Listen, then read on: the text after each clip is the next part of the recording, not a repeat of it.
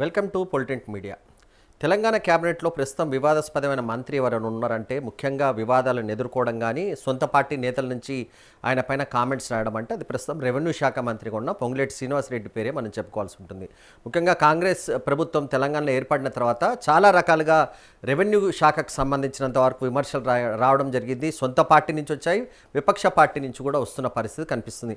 ఎందుకు centre of attraction అవుతున్నారు పొంగులేటి శ్రీనివాసరెడ్డి అనే అంశాన్ని మనం తెలుసుకునే ప్రయత్నం చేద్దాం. 2-3 అంశాలు చాలా కీలకంగా కనిపిస్తుంది. అత్యంత కీలకమైన శాఖలకు ఆయన ప్రస్తుతం మంత్రిగా ఉన్నారు. రెవెన్యూ శాఖ, రిజిస్ట్రేషన్ శాఖ, అదేవిధంగా సమాచార శాఖకు సంబంధించినంత వరకు కూడా ఆయనే మంత్రిగా వివరిస్తున్నారు. తెలంగాణలో ఇవి అత్యంత కీలకమైంది. ఒకటి, రెవెన్యూ శాఖ అనేది అత్యంత కీలకమైన శాఖగా చెప్పుకోవాల్సి ఉంటుంది. ఏ ప్రభుత్వంలో అయినా, ఏ రాష్ట్రంలో అయినా రెవెన్యూ శాఖ అనేది చాలా కీలకంగా ఉంటుంది.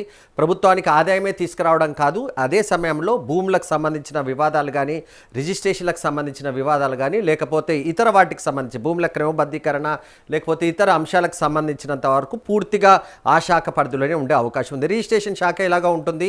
కానీ తెలంగాణలో ప్రస్తుతం రిజిస్ట్రేషన్ల వ్యవహారం చాలా వివాదంగా ఉంది. మనందరికీ తెలుసు, చాలా రోజుల నుంచి ఈ వివాదం కొనసాగుతున్నది. ప్రభుత్వం వివరణ ఇచ్చే ప్రయత్నం చేస్తున్నా వివాదం మాత్రం కొనసాగే అవకాశం ఉన్నట్టుగా మనకు కనిపిస్తుంది. ఆ తర్వాత శాఖ, కీలకమైన శాఖ సమాచార శాఖ. సమాచార శాఖ ఏంటంటే ప్రభుత్వానికి సంబంధించిన పాలసీ విధానాలు కానీ, ప్రభుత్వానికి సంబంధించిన నిర్ణయాలను కానీ పబ్లిక్కి చెప్పే ఏకైక శాఖ ఏంటంటే సమాచార శాఖ. క్యాబినెట్ సమావేశాలు కానీ, ఇంకా ప్రభుత్వానికి సంబంధించిన విధానపరమైన ఏ నిర్ణయం తీసుకోవాలన్నా, నిర్ణయాలు తీసుకున్న తర్వాత వాటిని వివరించాలి పబ్లిక్ అంటే అది సమాచార శాఖ మంత్రి వివరించాలి. ప్రస్తుతం పొంగులేటి శ్రీనివాసరెడ్డి ఆ శాఖకు సంబంధించినంత వరకు మంత్రిగా ఉంటున్నారు.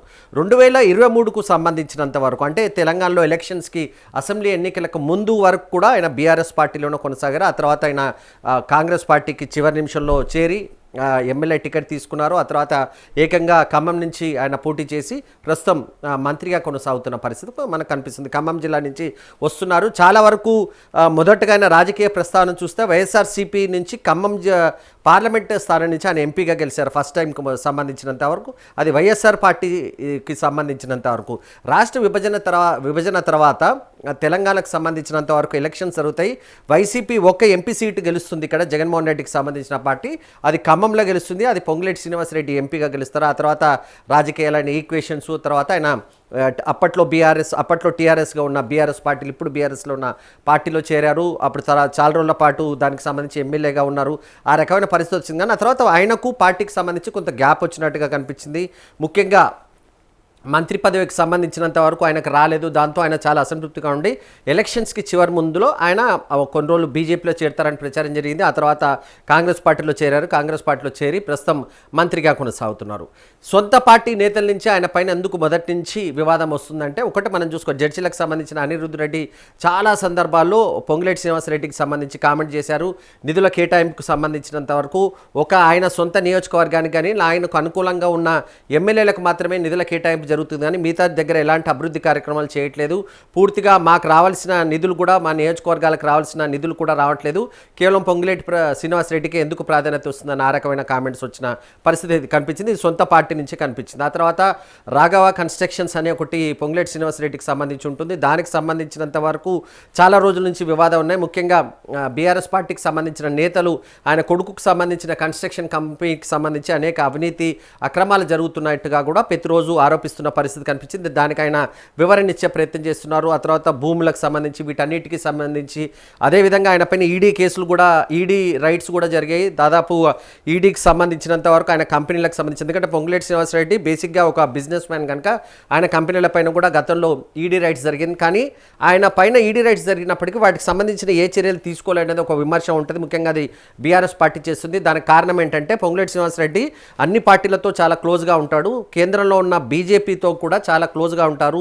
ఆ పార్టీతో క్లోజ్గా ఉండడం వల్లనే ఆయన పైన కేసులు కానీ ఇతర రకాలైన విషయాలకు సంబంధించి చర్యలు తీసుకోవట్లేదనే విమర్శలు కూడా వస్తున్నాయి. తాజాగా వచ్చిన పరిస్థితికి సంబంధించి ఇందాక మనం అనుకున్నట్టుగానే 22A సంబంధించి, అంటే నిషేధిత భూముల రిజిస్ట్రేషన్ నిషేధిత జాబితాకు సంబంధించినంత వరకు సొంత పార్టీకి సంబంధించిన నాయకులే కాదు, స్వయంగా కొంతమంది మంత్రులు కూడా కామెంట్ చేశారు. ముఖ్యంగా నల్గొండ జిల్లాకు సంబంధించిన కోమటిరెడ్డి వెంకటరెడ్డి కూడా ఇది పూర్తిగా తప్పు జరుగుతుంది, దీంట్లో ఏదో పెద్దగా ప్రాబ్లం ఉంది, అధికారుల పొరపాటు ఏదో, కానీ దీంట్లో మాత్రం కొంత తప్పు జరిగిన మాట వాస్తవమైన స్వయంగా ఆయన కూడా కామెంట్ చేశారు.